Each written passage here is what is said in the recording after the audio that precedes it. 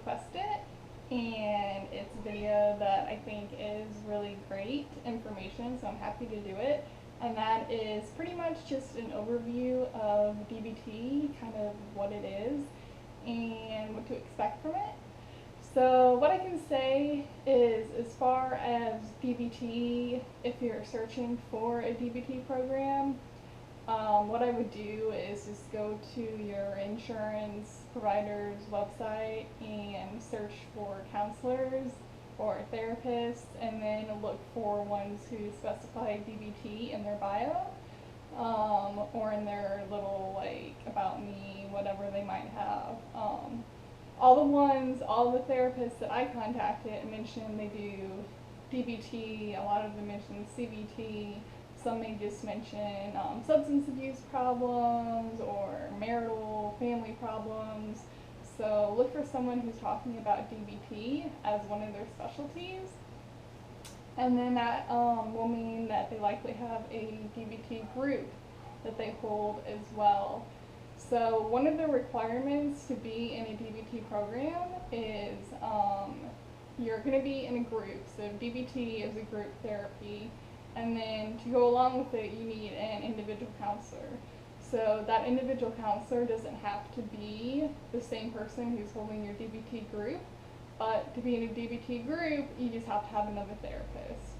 So you can't have one without the other. So that's one requirement that they mentioned to us. As far as with the sessions, mine in particular are an hour and a half. I've read from online sources that some DBT sessions can take up to 2.5 hours per session. Mine personally only lasts an hour and a half. Some may last only an hour, I don't know.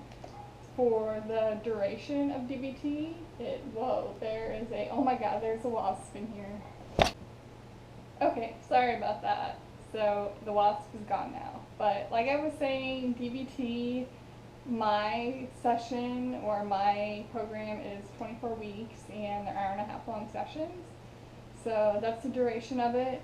As far as for what we cover, I can actually tell you specifically what we cover. There's 4 main modules, which is mindfulness, interpersonal effectiveness, emotion regulation, and distress tolerance. So far I am on, I think the second to the last week of interpersonal effectiveness.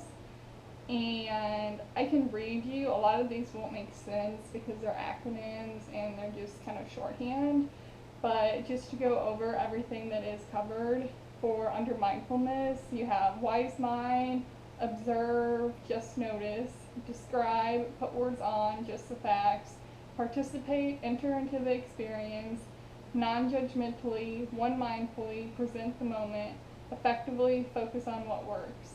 And then for interpersonal effectiveness, there's these acronyms that stand for just different words, techniques that you should follow when solving a problem, essentially. And those are DARE, MAN, GIVE, and FAST. So you cover each of those acronyms on a session. Walk the middle path, dialectics is another one, validation, and strategies to change behavior. And emotion regulation is check facts, did opposite action, problem solved, accumulated positive emotions A, built mastery B, coped ahead C, reduced vulnerability, and then there's an acronym MEDDSS for that. And then finally, ride the wave, mindfulness of current emotion. And for distress tolerance, there is crisis, stop skills, survival, pros and cons, TIP, which is an acronym, distracted, self-soothed, improve the moment.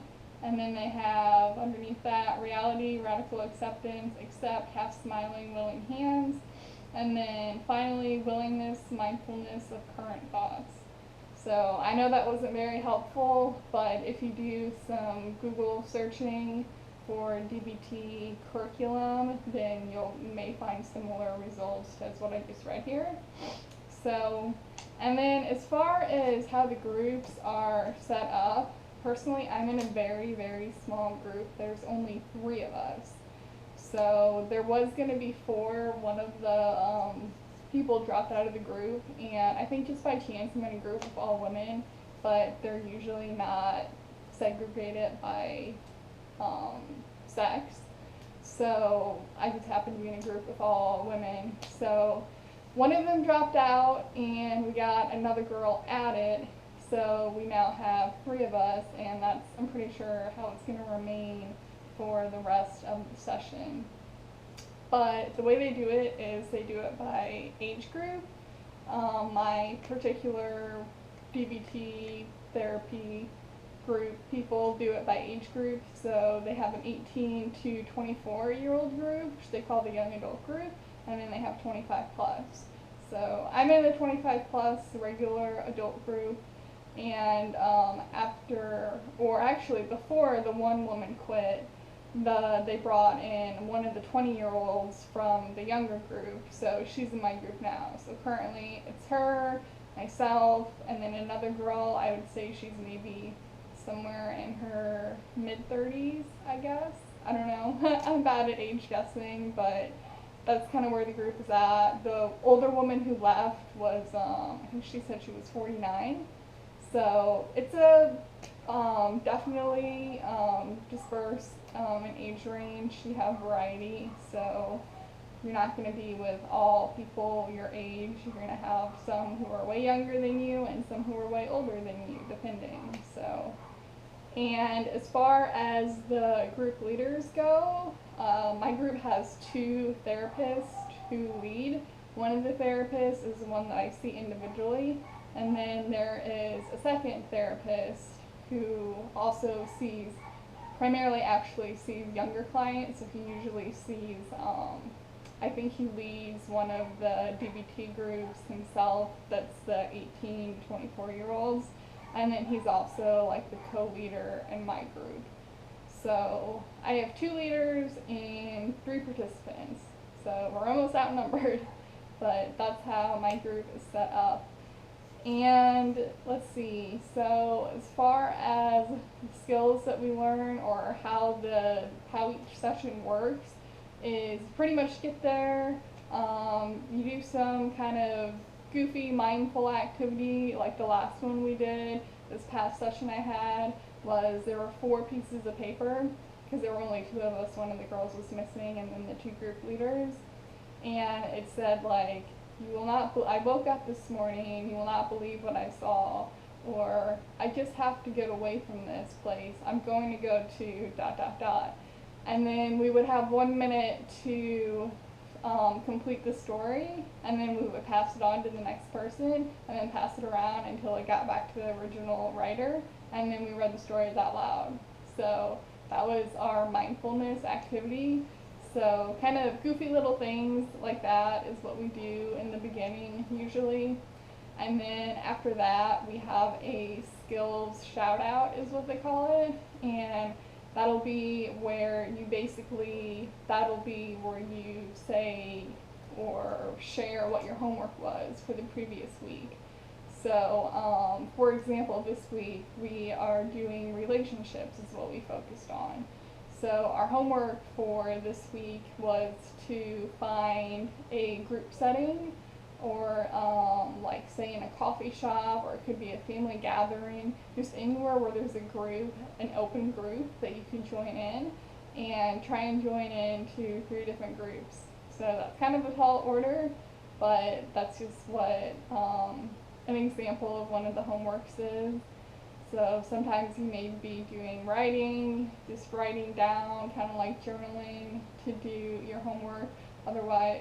Other times it may be an action like that. So it really just depends on the week. It depends on the instructor as well. One of the things that, and I have reference to this, if I can find it. Okay, so there is, I don't know if she's a psychologist or a psychiatrist, what level her education is, but her name is Marsha Linehan, and she writes the DBT workbooks that we go off of. So a lot of our information, our worksheets and our homework and our our DBT sources come from this particular author. So Marsha, if you see her name, if you just Google her name, Marsha Linehan, Linehan. So if you Google Marsha Linehan, then you should find out more information about her.